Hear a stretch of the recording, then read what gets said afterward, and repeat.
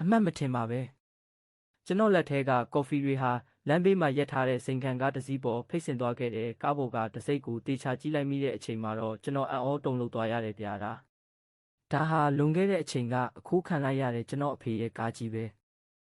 စဉ်းစားလို့တောင်မဆုံးသေးဘူးလူမိုက်ယုံနဲ့လူတယောက်ကားထဲကထွက်လာပြီးကျွန်တော်ကိုအော်ဟစ်ငေါင်ငန်းတော့တာပဲ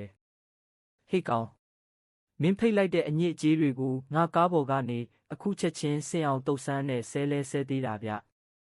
ဘေးမှာပါလာတဲ့ကျွန်တော်ရီးစားလေးကစိုးရိမ်တကြီးနဲ့ဘာဖြစ်သွားသေးလဲလို့မေးရှာတယ်ဒါပေမဲ့ဟိုလူရဲ့ရိုင်းဆိုင်တဲ့စကားတွေကြောင့်ကျွန်တော်သွေးတွေစူပွက်လာပြီးကြောပိုးအိတ်ကိုမြေကြီးပေါ်ပစ်ချလိုက်မိတယ်အသားလွတ်လာစော်ကားတဲ့ဒီလူကိုပညာပေးဖို့ကျွန်တော်အသင့်ပြင်လိုက်တာပေါ့သူကတော့တမျက်စိတစ်ချောင်းကိုကင်ပြီးတုတ်ဆန်းလို့ထပ်ပြီးအမိတ်ပေးနေပြန်တယ်ဒီလိုအဆက်ခွဲခံရတာကိုကျွန်တော်ဘလို့မှတီးမခံနိုင်ပေမဲ့ဘေးမှာပါလာတဲ့ချစ်သူလေးရဲ့ဘေးကင်းရေးကိုငဲ့ပြီးစိတ်ကိုအတက်နိုင်ဆုံးထိန်လိုက်ရတယ်ခဏနေတော့သူ့အပေါင်းအဖော်လူမိုက်အုပ်စုကြီးထွက်လာပြီးညစာစားဖို့ထွက်သွားကြတယ်သူတို့ကလူကောင်းလဲကြီးလူအင်အားကလည်းများနေတော့ကျွန်တော်လည်းလောလောဆယ်ကားကိုပြန်ယူဖို့အစီအစဉ်ကိုခိတ္တဆိုင်ငံ့လိုက်ရတာပေါ့ဒါပေမဲ့ကျွန်တော်လက်မလျှော့ပါဘူးစတိုးဆိုင်တစ်ခုကနေတဆင့်သူတို့ရဲ့လိပ်စာကိုစုံစမ်းပြီးနောက်ကိုလိုက်သွားခဲ့တယ်သူတို့ရှိတဲ့နေရာကိုရောက်တော့ဟိုကားကြီးကိုပြန်တွေ့ရတာပေါ့ဒေါသကလည်းထိမရတော့တာနဲ့သူတို့ရှိကိုရဲရဲဝံ့ဝံ့ရှောက်သွားပြီးရေခဲတစ်တာတဲကဘီယာဘူးတစ်ဘူးကိုထုတ်ဖောက်လိုက်တယ်ဟိုလူကကျွန်တော်ကိုကြည့်ပြီးလှောင်ရင်နေတော့မှာပဲ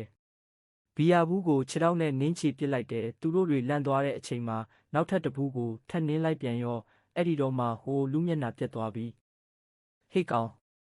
မင်းနောက်ထပ်တပူးကိုထိကြည့်လိုက်ဦးအသေးပဲလို့ချင်းချောက်ပြီးလူကောင်အကြီးကြီးတယောက်ကိုကျွန်တော်စီလွတ်လိုက်တယ်ကျွန်တော်မကြောက်ပါဘူးနောက်ထပ်ဘီယာတပူးကိုထပ်နှင်းချပြလိုက်တယ်ဟိုလူကြီးကကျွန်တော်ကိုလွတ်ခနဲနေအောင်တွန်းလဲပစ်ပေမဲ့ဘာမှမဖြစ်တယ်လို့ပြန်ထပြီးနောက်ဆုံးကြံတဲ့ဘီယာဦးနဲ့ပဲသူ့ကိုပြန်ထိုးသိပ်ပြီးအလဲထိုးလိုက်တာပေါ့အခြေအနေတွေတင်းမာနေတော့အိမ်ထဲကနေအမျိုးသမီးတယောက်ထွက်လာတယ်ကြည့်လိုက်တော့အံ့ဩစရာကောင်းလိုက်တာဗျာအဲ့ဒါကျွန်တော်ရဲ့အမေဖြစ်နေတယ်ကျွန်တော်အသက်6နှစ်သားရွယ်ကလေးကကျွန်တော်ကိုထားသွားခဲ့တဲ့အမေနှစ်တွေကြာကြီးခွဲခွာနေခဲ့ပေမဲ့ကျွန်တော်ကိုမြင်ချင်းသူမှတ်မိတဲ့အမေကကျွန်တော်ကိုညစာစားဖို့ခေါ်ပေမဲ့ကျွန်တော်စိတ်ထဲမှာတော့တိတ်ပြီးအနေခက်နေမိတယ်ဟိုလူမျက်နှာကိုကြည့်ပြီးပကံနဲ့ကောက်ပေါက်ချင်စိတ်ပေါက်နေပေမဲ့စိတ်ကိုထိန်းထားလိုက်ရတယ်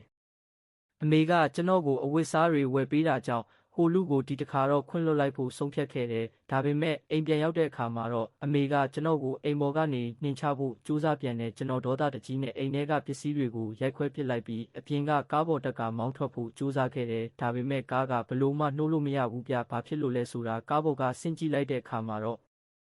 ကားအောက်မှာဂျက်နဲ့ထောက်ထားတာကိုတွေ့လိုက်ရပါတော့တယ်